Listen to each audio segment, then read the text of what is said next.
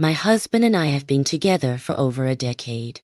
To celebrate this milestone, we decided to take a beach vacation. Before I continue, I ask you to give a like to the video and subscribe. It doesn't cost you anything, and you help me to continue bringing you more stories. Thank you. Let's continue. A place we had never visited due to our busy schedules and the constant effort to maintain a decent lifestyle and enjoy some occasional urban luxuries. I never thought that this getaway would trigger a desire in me like I had never experienced before. My name is Anna and I am 35 years old.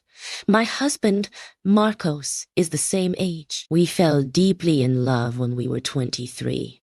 And before we were 27, we were already living together. A couple of years later, we were married in a beautiful ceremony. The solution to all my problems and discomforts and my faithful companion for life. I was sure that we would be together until the end of our days. That certainty meant there was nothing I couldn't do for him, and I knew he felt the same way about me. So the thought of either of us wanting to see the other person with someone else was something that had never crossed my mind. We were not overly jealous, but we loved each other so madly and passionately. We could not conceive of the possibility of sharing our loved one with someone else. However, as they say, in love it is not rules, but feelings. And I think that's what led Marcos to confess to me one of his greatest secrets. One afternoon, while we were enjoying a glass of wine on the terrace of our hotel, overlooking the sea, Marcos showed me a video on his phone. I can't describe my face when I saw what he was suggesting to me. The content was so vivid that I was immediately alarmed. I pushed the phone away from my face and sat down in front of him, crossing my arms. "What are you implying with this?" "Marcos," I asked seriously. "Anna, love, you must calm down first," he said, trying to get closer to me. I raised my hands, indicating that I needed space to think clearly. His arms were always my strength, the place where I could turn off my brain and concentrate only on him and the love I had for him. So being near him at that moment could dangerously influence my decision about something so important. "I'm calm," I told him, and it was true. Despite feeling confused and a little offended, I wasn't so upset that I was going to hurl offensive comments or run away. I wanted to hear what he had to say about it. "This is an innocent thing, I swear," she finally said, desisting from approaching me. "It has nothing to do with what you think. What do you think I think?" I asked, challenging him. "That this could be tantamount to a hoax," he finally replied.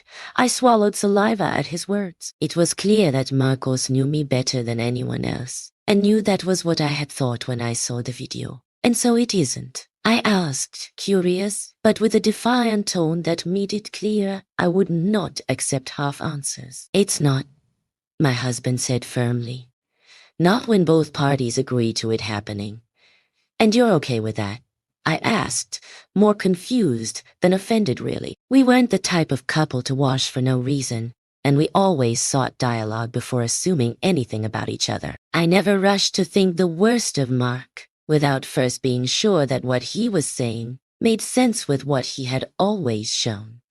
The conversation stayed there, as we decided to give him a break and go for a walk. After all, we were on vacation, and it wasn't worth staying cooped up discussing something that would have no effect that day. Meanwhile, out there, the beach was waiting for us, which we had been looking forward to seeing for so long. We spent the day enjoying the sea, bathing for the first time in salt water, and filling ourselves with warm sand, feeling more alive than ever. That night, as Marco slept, I couldn't stop thinking about it. I had so many questions, and I wanted to ask them right then and there. But seeing him sleeping peacefully, I decided not to wake him up. Instead, I took out my phone and started researching. I read that this request was more common than it seemed, and that the first thing I should do was not to be alarmed. From what I read, This did not mean that there was something wrong in our relationship or cheating involved. It was up to me to understand the motives behind Marco's request. I also read that it could be a way to refresh the relationship since after several years together, it was normal to want to experiment to get out of the routine. This causes a pang in my chest. As I never thought that Marcos would consider that our marriage needed this kind of thing to strengthen it. Also, I wondered if I would be willing to see my husband with other women. Could I stand it, or would I be filled with jealousy? By the time I realized it, the sun was beginning to rise on the horizon. The waves of the sea kept rocking, creating a wonderful sound that tickled my insides. Or maybe it was the adrenaline of wanting to solve all my curiosity once and for all and make a deal with Marcos. I didn't wait for him to get up to bombard him with my questions. He responded diligently, albeit with a mixture of surprise and concern. The truth is, I've never considered it, he said. But if it's something you want, I'm willing to do it. Are you sure? I asked, biting my lower lip to control my nerves. Yes, he replied quickly, unless you think I can trade you for another girl. He had hit the nail on the head of an insecurity I didn't know I had. However, I was so confident in the love he had for me that was the least of it. I just didn't want to feel inferior to the others. Mark seemed to understand that, so he tried to hug me again, and this time I let myself. You know no woman will ever come up to your heels, he whispered, kissing my hair. And if it's something you want to experience too, I'll make sure the girl is to your liking. I shook my head. If we do this, it's best if we each look for our own person, I said. He nodded. So, we decided to carry out a plan. In my case, I would look for a man to fulfill Marco's wish. I only set one rule. We can only be with that person once without contacting them again. We both agreed to that rule, which was common in the stories I had read that early morning. When I first met David, I felt sorry that I would never see him again. But he was only a means to a greater end, and all three of us understood that. I can't explain the happiness and satisfaction I felt in doing so. Not only was I pleasing my husband, but I was also discovering a side of myself that I didn't know about. It was as if I had met my other self, an unbridled and confident person, acting out of my own desire.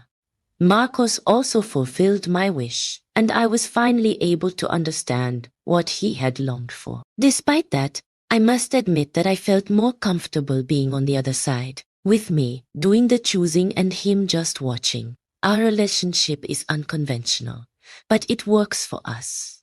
I know many people will cry foul, but we don't mind at all. After all, love, there are no set rules, and each couple has the freedom to do as they please. As long as both parties agree, this experience not only strengthened our marriage, but also allowed us to explore new dimensions of our relationship based on trust and mutual respect. We are closer than ever, and that adventure on the beach became the starting point of a new phase in our lives together.